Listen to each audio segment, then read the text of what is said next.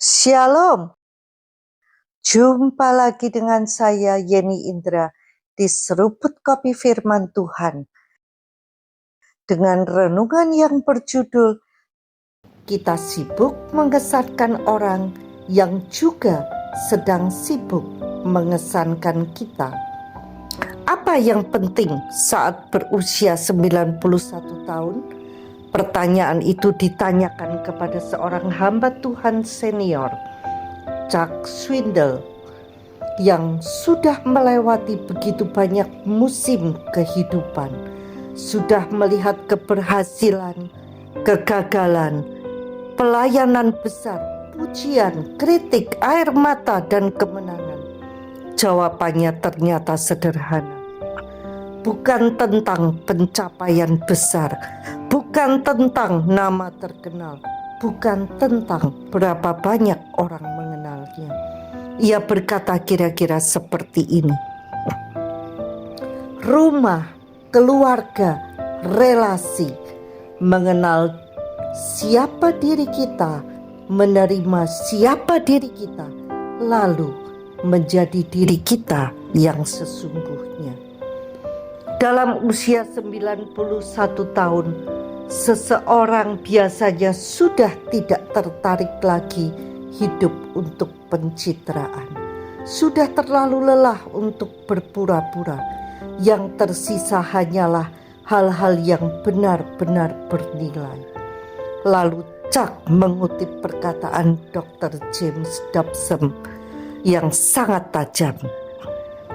Kita bahkan tidak benar-benar tahu siapa diri kita sampai kita tahu apa pendapat orang tentang kita.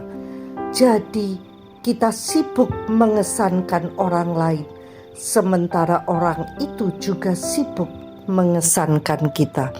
Ironis bukan? Aduh, dalam sekali. Bukankah seringkali hidup kita memang seperti itu? Kita berkata ingin menyenangkan Tuhan, tapi diam-diam hati kita hancur kalau tidak dihargai manusia. Kita berkata hidup sederhana, tetapi tetap ingin terlihat berhasil. Kita berkata melayani Tuhan, tetapi masih sakit kalau tidak dianggap penting. Tanpa sadar, hidup berubah menjadi panggung. Bukan lagi hidup dari identitas di dalam Kristus, tetapi hidup dari reaksi orang lain. Kalau dipuji, kita naik. Kalau diabaikan, kita jatuh. Kalau diterima, kita tenang. Kalau ditolak, kita kehilangan damai. Padahal Efesus 2 ayat 10 berkata, karena kita ini buatan Allah, diciptakan dalam Kristus Yesus untuk melakukan pekerjaan baik yang dipersiapkan Allah sebelumnya. Kita adalah workmanship Tuhan, karyanya, bukan produk opini manusia. Dunia terus menekan kita untuk tampil kuat, tampil berhasil, tampil rohani, tampil bahagia. Tetapi Tuhan tidak pernah meminta kita hidup sebagai performance. Tuhan tidak menciptakan kita untuk mempertahankan image. Tuhan menciptakan kita untuk berjalan bersamanya. Semakin dewasa seseorang, biasanya ia mulai sadar ketenangan bukan datang karena berhasil membuat semua orang kagum. Ketenangan datang waktu kita berhenti haus validasi. Ada orang yang rumahnya besar, tetapi jiwanya lelah.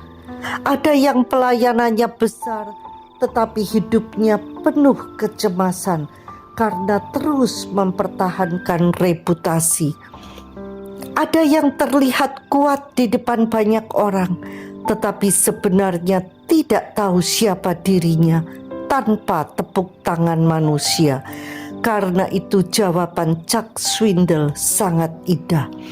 Di ujung hidup yang penting ternyata bukan pencitraan, tetapi siapa yang kita kasihi, siapa yang berjalan bersama kita, dan apakah kita akhirnya berdamai dengan diri kita sendiri di hadapan Tuhan.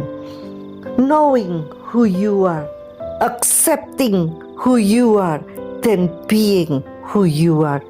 Ini bukan ajakan hidup sembarangan. Ini berbicara tentang hasil hidup yang asli, hidup yang tidak lagi diperbudak kebutuhan untuk selalu terlihat hebat. Kadang mujizat terbesar bukanlah menjadi terkenal, tetapi menjadi tenang. Tenang karena tahu aku dikasihi Tuhan, bahkan tanpa harus membuktikan apa-apa. Dan orang yang paling damai seringkali bukan orang yang berhasil mengesankan semua orang, tetapi orang yang akhirnya berhenti mencoba. Ketika kita berhenti hidup demi kesan manusia, barulah kita mulai hidup dalam keaslian yang memberi damai. Care about what other people think, and you will always be their prisoner. Quote dari Lao Tzu. Kalau kita terus hidup berdasarkan pendapat orang lain, kita akan selalu menjadi tawanan mereka. Quote dari Lao Tzu. Sampai jumpa di episode berikutnya bersama Yeni Indra di Seruput Kopi Firman Tuhan. Tuhan Yesus memberkati.